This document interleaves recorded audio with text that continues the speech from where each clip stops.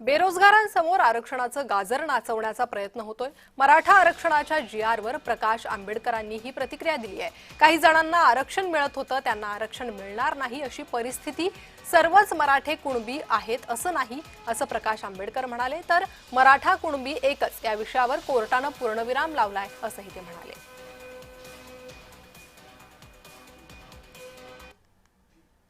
हे जे मुंबई हायकोर्टाचं जजमेंट जे आहे ते सुप्रीम कोर्टाने कन्फर्म करून दिलेलं आहे।